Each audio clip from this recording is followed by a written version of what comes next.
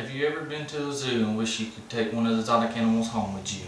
Or have you ever imagined how fascinating it would be to have a lion or tiger protecting your house instead of a dog? Sounds awesome, doesn't it? But exotic animals are meant to be kept in their natural habitat and not in the hands of private individuals as pets. By their very nature, exotic animals are wild and dangerous and do not adjust well to a captive environment. In the May 2013 internet article entitled "Should Wild Animals Be Kept as Pets?", the Humane Society mentions that 90% of the exotic pets die within the first year and 90% of the remainder dies in the second year. Having exotic animals as pets is dangerous and very careless. I'm going to concentrate on these points: how it is bad for the animal having them as pets, how it is bad for the owner, and I'm finally going to go into detail about the incident that occurred having an exotic animal as a pet. The first thing I'm going to tell you about is how it is bad for the exotic animal having them as pets. Exotic animals do not make good companions. They require special care, housing, diet, and maintenance, which an average person cannot provide. The exotic animals kept as pets are usually prematurely removed from their mothers, often within just days of birth, which denies them proper nutrition and natural socialization, which is required for normal development.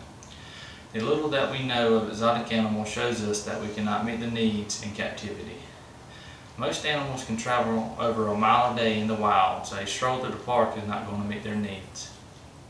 According to the internet article entitled "Exotic Animals as Pets," ASPCA mentions that since the vast majority of people who keep exotic animals cannot meet their needs, the animals may be caged, chained, or even beaten into submission.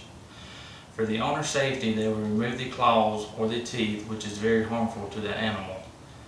The inactivity that the animals get due to extreme confinement, as well as standing and walking on a hard surface, can cause many problems like foot, joint, muscle, and circulatory problems. It can also lead to poor muscle tone and overall poor physical fitness. According to the research conducted by the University of Oxford zoologists, among the carnivores, naturally wide-ranging species show that the most evidence of stress and/or psychological dysfunction in captivity. People think that if zoos have them, then they should also be able to care for that animal. But what they don't realize is that zoos have certain criteria they have to meet in order to have that exotic animal. Malnutrition, stress, trauma, and behavioral disorders are common in exotic pets as well. Trying to get medical care for the animal is very difficult, not only because it may be illegal to own, but the animal hides the illness. Having a pet is hard work and time consuming, much less trying to care for an exotic pet that you know nothing about. The second thing I'm going to tell you about is how it is bad for the owner having that exotic pet. Every year, exotic animals seriously hurt or kill people, whether it be the owner or the friends of the owner.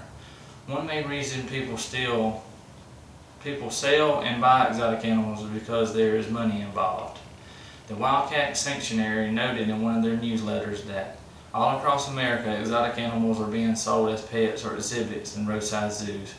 The motive for these breeders is profit. The profit that is being made off exotic animals doesn't come close to the cost of someone's life. In the internet article entitled "Exotic Animals as Pets," ASPCA mentioned that if it walks, crawls, slithers, or flies, chances are we have it, and that is true of diseases also. Exotic animals pose serious health risks to humans. Exotic animals are carriers of zoonotic diseases such as herpes B, monkeypox, and salmonellosis.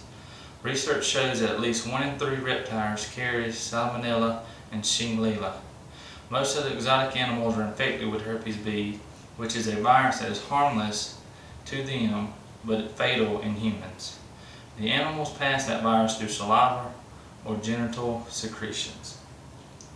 If a human is bit, scratched, or spit on by that animal, then it is high risk of catching that disease.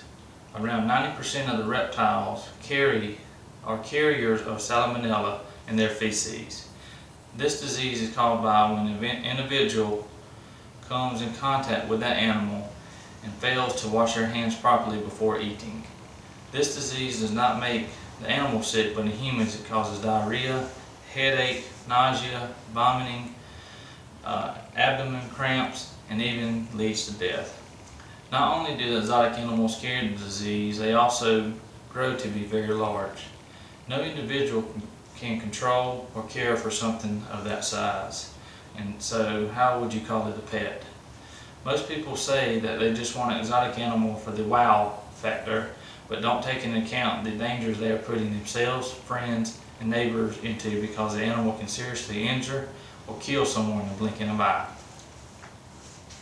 And this shows right here that there's between 5,000 and 7,000 tigers are kept in pets, which is more than exists in the wild today. The tiger population in the wild is as few as 3,200, which is at an all-time low. And as mentioned before, about 90% of the reptiles carry and shed salmonella in their species. The third thing I am going to tell you about is an incident that occurred while having an exotic animal as a pet. I am only going to go into detail about this one, but there are over 3,000 incidents that have occurred, but there are many more they are unaware of. On October 11th, 2011, an Ohio man had basically a zoo in his backyard. Him and his wife was in debt for around $68,000 in unpaid income and property taxes. Being in so much debt led to a tragic scene in Muscombe County near Zanesville. He released his collection of tigers, lions, bears, and other beasts. In the internet article entitled, "Ohio owner of the exotic animals was deep in debt," NBC mentions that he released more than 50 animals before killing himself. After releasing them, they found his body near the cage, and it looked like a bite room from like a big cat. Dozens of the tigers, lions, and other beasts had to be shot by the officers. Only 6 animals were captured alive. One monkey was unaccounted for, which was infected with the herpes B virus. I hope this incident can make you have a better understanding how dangerous it is, not only for the owner, but also the animals. As I bring this to a close, I hope the next time you go to the zoo or think about getting an exotic animal, that you will have a better appreciation for the animals and understand that they are not to be pets. They are meant to be in the wild, and nothing is going to change that ever. I hope this speech helped you gain factual knowledge and why having an exotic animal as a pet is not only bad for the animal, but also the owner.